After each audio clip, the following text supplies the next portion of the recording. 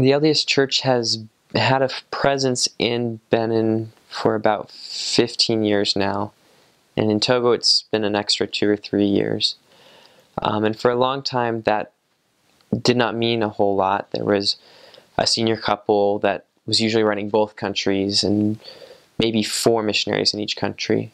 So it was very small for a long time, and the two countries bounced between various missions in Ghana and the Ivory Coast mission.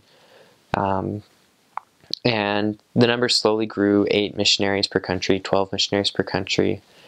And when the crisis hit the Ivory Coast back in 2010, they had to evacuate a lot of missionaries from the Ivory Coast, and so the missionary number in the missionary count in Benin and Togo kind of exploded, and they decided that Benin and Togo would become its own mission, and ever since, and so that's happened in 2011. They created the mission, and it's the work has been progressing rapidly since then.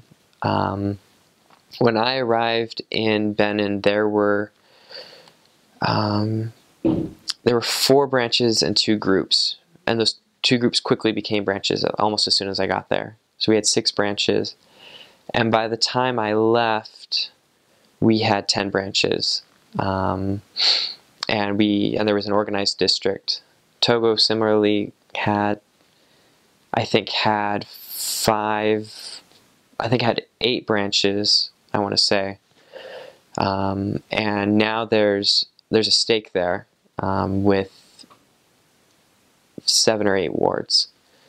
So that was just over the course of a 2-year period. The growth has been extremely rapid, and despite that, it's only been in the 2 capital cities of Cotonou in Benin and Lomé in Togo. There's a lot of there's some other cities farther into the country, and just all the little villages that we are not close to touching. And it was always rather disappointing when those would be the people referring themselves on Mormon.org, and we'd go, we can't reach you people. You're a 6-hour drive one way away, and you don't have a postal box, so we can't mail you anything. So that was really hard, but the church will reach those people one day. It's just a matter of time. It's a great time of growth in both of those countries. One of the things that I got to see a lot of was missionaries leaving from those countries and going serving in other places.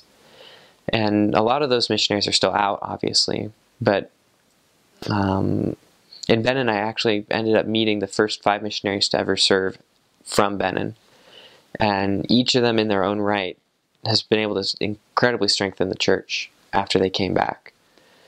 And so that really gave me kind of a testimony of how missionary work can have some longer term effects, and because those members are extremely solid, and they are really helping be the anchors in their respective branches or wards or wherever they may be.